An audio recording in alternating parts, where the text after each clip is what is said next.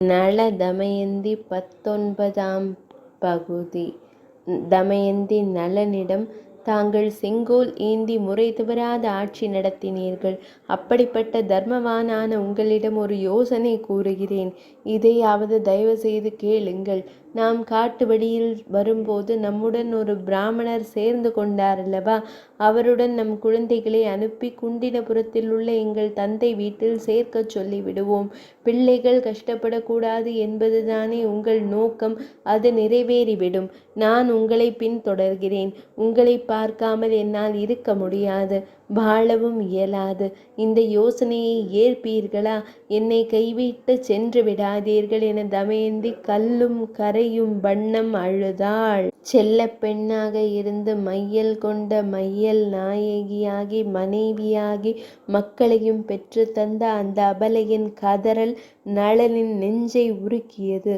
அதே நேரம் பிள்ளைகளை பிரிய வேண்டுமே என்ற எண்ணம் இதயத்தை மேலும் பிசைந்தது. தேவைதானா இவ்வளவு கஷ்டங்களும்? கெட்ட வழியில் செல்லும் ஒவ்வொரு ஆணும் நளனின் இந்த நிலையை எண்ணி பார்க்க வேண்டும். சம்பாதிப்பதை விட அதை நல்ல வழியில் கட்டி காக்கலாம். கெட்ட வழிகளில் செலவழித்து தானும் அழிந்து குடும்பத்தையும் அழிப்பதை விட இருப்பதில் பாதியை தர்மம் செய்திருந்தால் கூட புண்ணியம் கிடைத்திருக்கும். எதையுமே செய்யாமல் புட்கரன் உசுப்பிவிட்டான் என்பதற்காக அறிவிழந்த நளன் போல எந்த ஆண்மகனும் நடந்து கொள்ளக்கூடாது.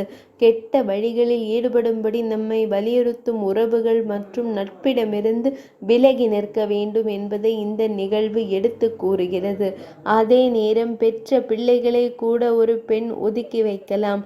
ஆனால் கட்டிய கணவரை எக்காரணம் கொண்டும் அவளது துன்ப காலத்தில் கைவிடவும் கூடாது.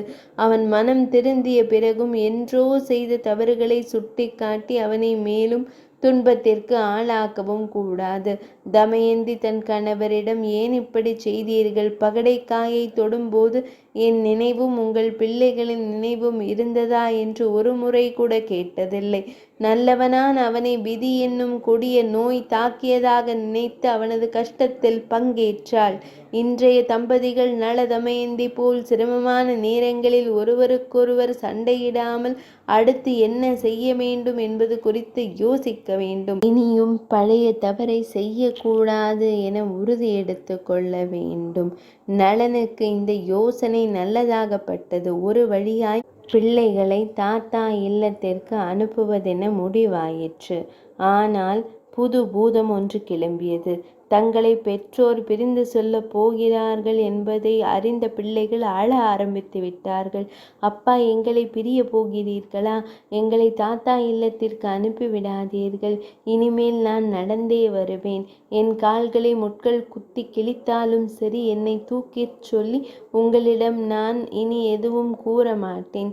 அமைதியாக உங்களை பின்தொடர்ந்து வருவேன் என்று கல்லும் கரைய அழுதாள் மகள். மகனோ அம்மாவை கட்டி அணைத்து கொண்டு, அம்மா, உன்னிடம் நான் இனி உணவு கூட கேட்க மாட்டேன். பசித்தாலும் பொறுத்து கொள்வேன். நீ என்னை பிரிந்து விடாதே. என்னை உன்னோடு அழைத்துச் செல் என்று கதறினான். அப்போது அந்த காட்டில் இருந்த பூக்களில் இருந்து சிந்திய தேன் இவர்களது துயரம் கண்டு கண்ணீர் வடித்தது போல் இருந்ததாம். பிள்ளைகள் தங்கள் மீது கொண்டுள்ள பாசம் கண்டு கலங்கிய தமயந்தி வடித்த கண்ணீர் அவளது உடலில் அபிஷேக தீர்த்தம் போல் ஓடியது. பிள்ளைகளை மார்போடு அணைத்து கொண்டாள். என் அன்பு செல்வங்களே, நீங்கள் இனியும் எங்களுடன் கஷ்டப்பட வேண்டாம். தாத்தா உங்களை நல்ல முறையில் பார்த்து கொள்வார். நாங்கள் விரைவில் அங்கு வந்து விடுவோம். மீண்டும் வாழ்வோம் ஓர் குடும்பமாய் என்று ஆறுதல் மொழி சொல்லி தேற்றினாள். அந்தணரை அழைத்த நளன், சுவாமி, தாங்கள் இவர்களை குண்டினபுரம் அரண்மனையில் சேர்த்து விடுங்கள். நாங்கள் மிக்க நன்றி உள்ளவர்களாக இருப்போம் என்றான். அவர்களது துயர நிலை கண்ட அந்தணரும் அதற்கு சம்மதித்தார். பிள்ளைகளுடன் குண்டினபுரம் கிளம்பிவிட்டார். நளனும் தமயந்தியும் கண்ணில் நீர் மல்க தங்கள் குழந்தைகள் தங்கள் கண்களிலிருந்து மறையும் தூரம் வரை அவர்களை பார்த்து கொண்டே நின்றனர். பின்னர் பிரிவு என்னும் பெரும் பாரம் நெஞ்சை அழுத்த அதை சுமக்க முடியாமல் தள்ளாடியபடியே சென்றனர். அந்த கொடிய காட்டில் கள்ளிச் செடிகள் வளர்ந்து கிடந்த ஒரு பகுதி வந்தது. அந்த இடத்தை கடந்தாக வேண்டிய சூழல் அவர்களுக்கு ஏற்பட்டது. இந்த கொடிய காட்டை எப்படி கடப்பது என நளன் யோசித்து கொண்டிருந்த வேளையில் சனிதேவர் இவர்களை பார்த்தார். ஆகா, வசமாக சிக்கி கொண்டாயடா! வாழ்வில் ஒரு முறை தப்பு செய்தவனை நான் அவ்வளவு லேசில் விடமாட்டேன். தப்பு செய்தவர்கள் மீது எனக்கு இரக்கமே ஏற்படாது. புரிகிறதா? பிள்ளைகளை பிரிந்தாய். உன் மனைவி என்னவோ புத்திசாலித்தனமாக உன்னை பின்தொடர்வதாக நினைக்கிறாள். உன்னை மனைவியோடு வாழ விடுவேனா? இதோ வருகிறேன் என்றவர் தங்க நிறம் கொண்ட ஒரு பறவையாக மாறினார். வேகமாக பறந்து வந்து கள்ளி செடி ஒன்றின் மீது அமர்ந்தது அந்த பறவை. 19ஆம் பகுதி நிறைவடைந்தது.